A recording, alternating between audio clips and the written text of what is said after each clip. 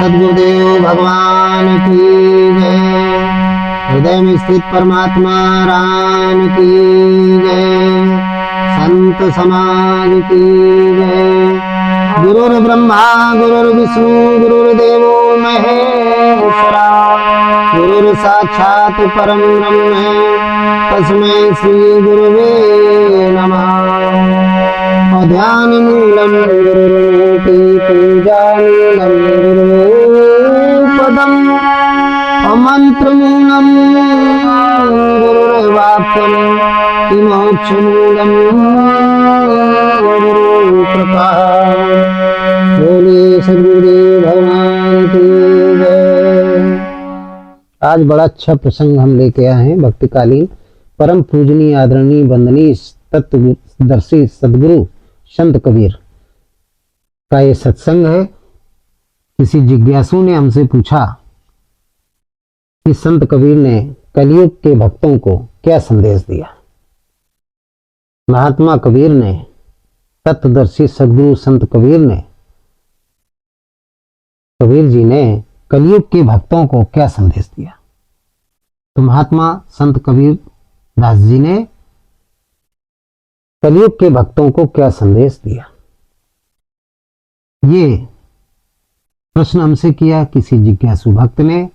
तो आज हम महात्मा तत्वदर्शी परम वंदनीय आदरणीय संत शिरोमणि संत कबीरदास जी के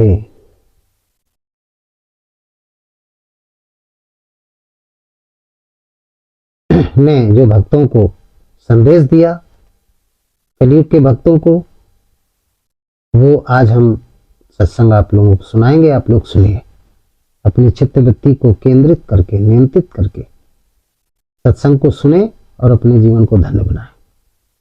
देखिए, संत कबीरदास जी ने ग्रंथ बीजक के माध्यम से कलयुग के भक्तों को कर्मकांडों, आडंबरों से दूर रहकर आत्मज्ञान और शुद्ध भाव तथा अनुराग के द्वारा घट में ईश्वर का चिंतन करने का संदेश दिया। क्या संदेश दिया? महात्मा संत कबीरदास जी ने अपने ग्रंथ बीजक के माध्यम से कलयुग के भक्तों को कर्मकांडों से, कर्मकांड का मतलब आडंबरों से, पाखंडों से, आडंबरों से दूर रहकर कहा, इनसे दूर रहिए, द्वैतवाद से दूर रहिए। यदि आप द्वैतवाद में पड़ेंगे तो फिर आत्माराम का चिंतन नहीं कर पाएंगे। अद्वैतवाद में रहेंगे तो आत्माराम को समझ जाएंगे, आत्मज्ञान आपको हो जाएगा। द्वैतवाद में रहेंगे तो आपको आत्मज्ञान नहीं होगा। तमाम लोग 5-5, 6-6, 7-7 मंत्र जप रहे हैं, उनको ज्ञान है नहीं, द्वैत में तो प्राप्ति नहीं होगी। संत कबीर की भी बात नहीं मानते। संत कबीर का क्या लगाए, झंडा लगाए हैं, लेकिन महात्मा संत कबीरदास जी की भी बात नहीं मानते। जो संत शिरोमणि थे, भक्तिकालीन कवियों में श्रेष्ठ कवियों में उनकी भी गिनती होती है। तो कर्मकांडों और आडंबरों से दूर रहकर आत्मज्ञान और शुद्ध भाव तथा अनुराग के द्वारा घट में स्थित ईश्वर को उसका चिंतन करने के लिए संत कबीर ने कहा कि चिंतन उसी का करो, लेकिन कैसे करो? कर्मकांडों से रहित हो जाओ, आडंबरों से रहित हो जाओ, आत्मज्ञानी बनो, शुद्ध भाव रखो, उस परमात्मा, हृदय स्थित परमात्मा के प्रति अनुराग रखो, उसी में तुम्हारा कल्याण है। यह संदेश दिया संत कबीर ने। गुरु गोविंद से बड़ा बताया, गुरु को गोविंद से बड़ा बताया कि जो गुरु है वो गोविंद से बड़ा होता है। कहा कि भक्तों, सच्चे सदगुरु की शरण में जाकर के भेदभाव को त्याग करके एक परमात्मा का चिंतन करो। एक परमात्मा के चिंतन करने को बताया। द्वैत में मत रहिए, अद्वैत में रहिए। अद्वैतवादी जब बनोगे, एक परमात्मा का चिंतन जो वो सबके घट में निवास करता है। सब घट में रोसाइयां, सोनी सेज न कोई बलिहारी, वो सेज की जा घट प्रकट होए। ऐसे परमात्मा के जो ज्योतिर्स्वरूप है, गीता में बताया गया, ज्योतिषाम अब तज्योतिस्तमसा पर मुच्यते। भगवान कृष्ण ने कहा, ज्ञानम ज्ञेयम ज्ञान गम्यम हृदय सर्वस्व विष्ठितम। वो परमात्मा को पूर्ण ज्ञान से जाना जा सकता है। पूर्ण ज्ञान किसे कहते हैं? आत्मज्ञानी को। जो आत्मज्ञानी होता है उसी को पूर्ण ज्ञानी कहते हैं। इसलिए मैं आत्मा के बारे में ज्ञान प्राप्त कर लिया है कि आत्मा ही सत्य है, शाश्वत है और सनातन है, बाकी सब मिथ्या है। तो संत कबीर कहते हैं कि उस परमात्मा का चिंतन करो। उस परमात्मा का चिंतन करने के लिए बताते और किसी को नहीं बताते। और गुरु की बात पर विश्वास करो। कहते हैं गुरु गोविंद से बड़ा है। अब क्यों बड़ा है? उसके लिए उन्होंने कहा कि यदि गुरु और गोविंद दोनों, गोविंद को तो हम जानते नहीं, अकथ नाम है, नामन रूपा ब्रह्म सुख है, अनुभव रूपा मानस में बताया गया है।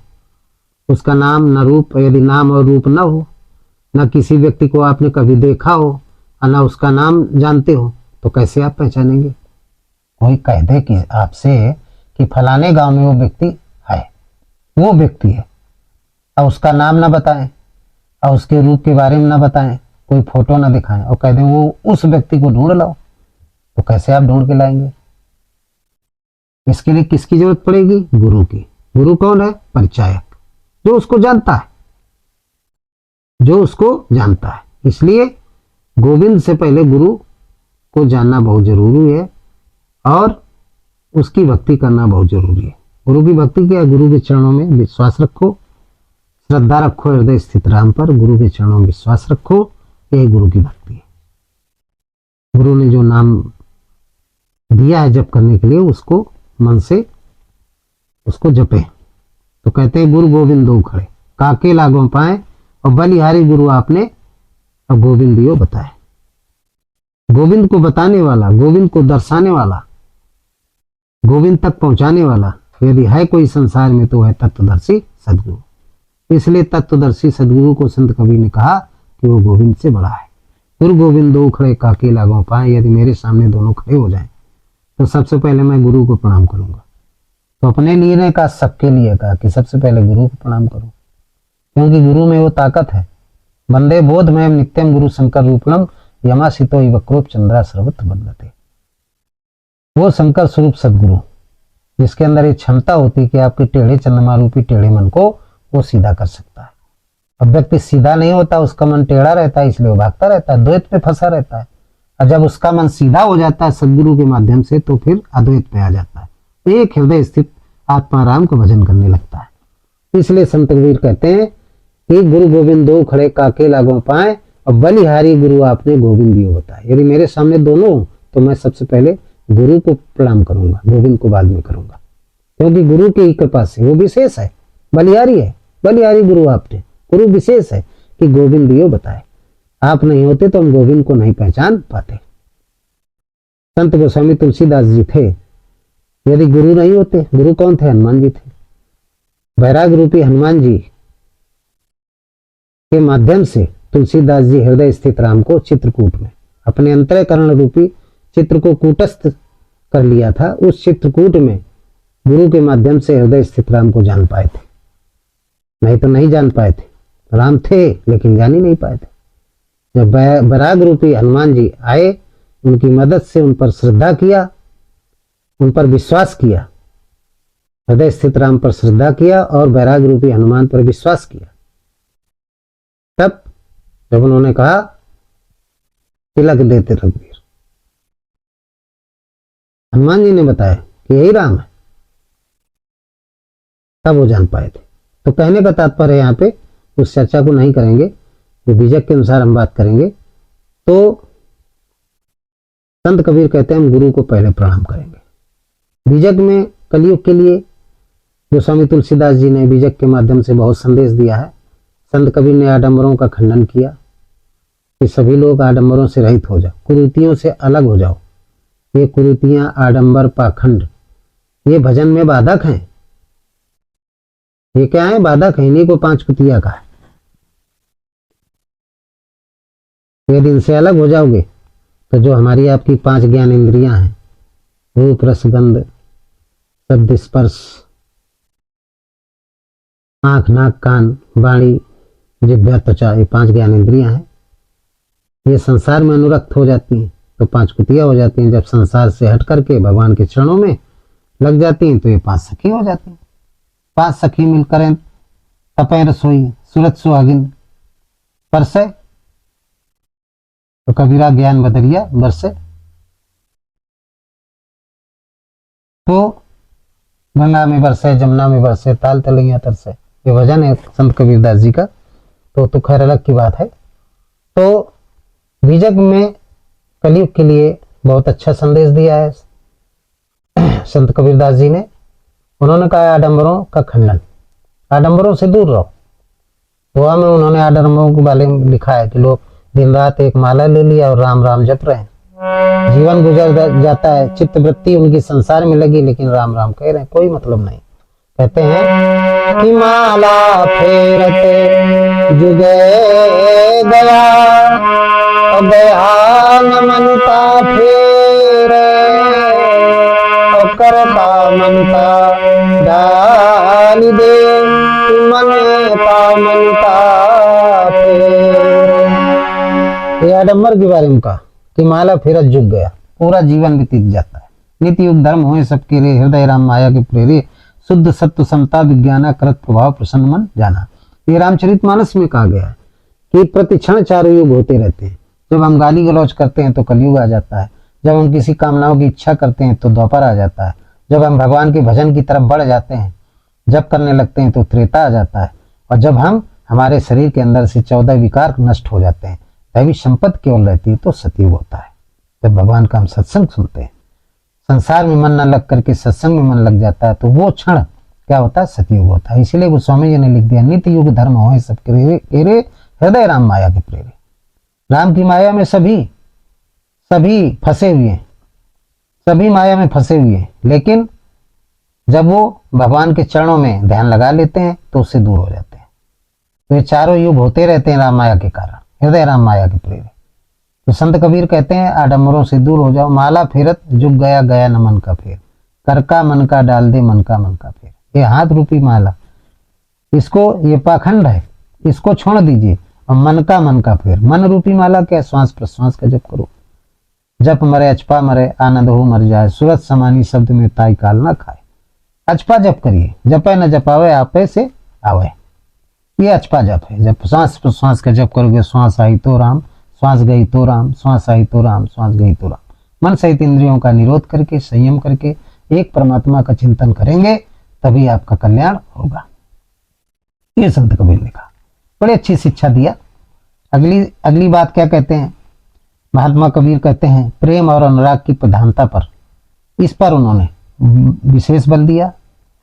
कबीर कहते हैं कि शास्त्र पुराण पढ़ने से कोई ज्ञानी नहीं होता है। हम कितने भी शास्त्र पुराण पढ़ लें, वेद पढ़ लें, पुराण पढ़ लें, जाने कितने धर्म ग्रंथों को पढ़ लें, लेकिन यदि हमारे मन सहित इंद्रियां संयमित नहीं है, हम यदि आत्मज्ञानी नहीं बने, सच्चे भगवान के अनुरागी नहीं बने, तो शास्त्र पढ़ने का कोई मतलब नहीं हुआ। कोई पंडित नहीं हो सकता, कोई भक्त नहीं हो सकता भगवान का, पाखंड होगा, पाखंडित बन जाएगा, लेकिन भक्त नहीं हो सकता। उसके लिए उन्होंने अपने बीजक में ग्रंथ में लिखा है साखी के माध्यम से कि पोथी पढ़ जगै मुआ, कि पंडित भयान कोए, और ढाई अक्षर प्रेम का पढ़े तो पंडित हो। कि पोथी पढ़ जग बुआ, ओ पंडित भयान कोए, और ढाई अक्षर प्रेम का, कि पढ़े सो पंडित हो। पोथी पढ़ जग मुआ, सारा संसार पोथियों को पढ़ता है, अनेक प्रकार के शास्त्र वेदांत सब पढ़ता रहता है, लेकिन आज तक कोई पंडित नहीं हुआ, विद्वान नहीं हुआ। पंडित किसे कहते हैं? पंडित कहते हैं उस विशेष को, उस ब्राह्मण को, उस विप्र को, उस द्विज को, उस ब्रह्म ऋषि को, किसने? जो वशिष्ठ की तरीके, जिसने उस इष्ट को अपने बस में कर लिया है। जो इष्ट को अपने बस में कर लेता है वही क्या है? पंडित है। तो संत कबीर कहते हैं पोथी पढ़ जग मुआ, पंडित भया न कोई। क्यों नहीं हुआ? क्योंकि पाखंड में पड़ा हुआ है। अनेक प्रकार के मंत्रों का जो प्रार्थना रूप में मंत्र है, द्वैत में फंसा हुआ है, इसलिए पंडित नहीं हुआ। और यदि 2.5 अक्षर प्रेम का पढ़े जो पंडित हो, पंडित होता कौन है? जो 2.5 अक्षर कौन से हैं? एक शिव है, एक राम है, एक ओम है। तो 2 प्रमुख माने गए श्वास प्रश्वास में, 2 का ही जब बताया गया, राम और ओम का, क्योंकि श्वास यही दोनों नामों का उच्चारण करती है। तो योगी लोग जो हैं वो 2 ही नामों पर विशेष बल दिया है, राम और ओम। ये 2.5 अक्षर के मंत्र है। ये 2.5 अक्षर की जो नाम है, इन नामों का जब हम उच्चारण करते हैं तो उच्चारण करने से आत्मा जागृत हो जाती है, तो आत्मज्ञानी हो जाता है। आत्मज्ञानी हो जाता है, वही पंडित है। जो आत्मज्ञानी है वही पंडित है, सबसे बड़ा वही पंडित है।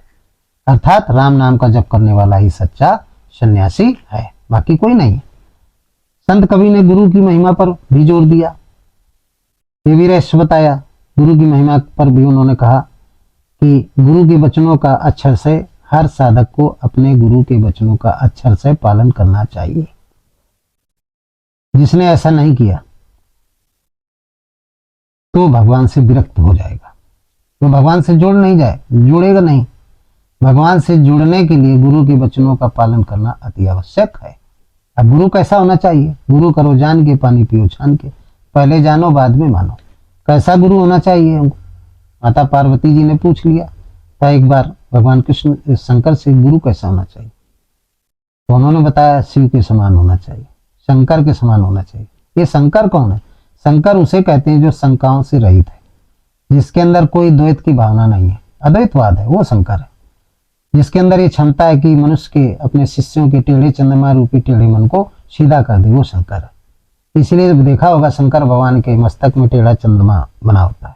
ये पहचान है कि इनमें वो क्षमता है कि भक्त के टेढ़े मन को, हर व्यक्ति का मन टेढ़ा होता है, उसको सीधा करने की क्षमता है इनके अंदर। वही शंकर स्वरूप शंकर है। वंदे बोधमय नित्यम गुरु शंकर रूपम यमासितो ही वक्रोप चंद्र सर्वत्र बंधते, इसलिए वो बंधनीय है, उसको शंकर स्वरूप सदगुरु कहते हैं।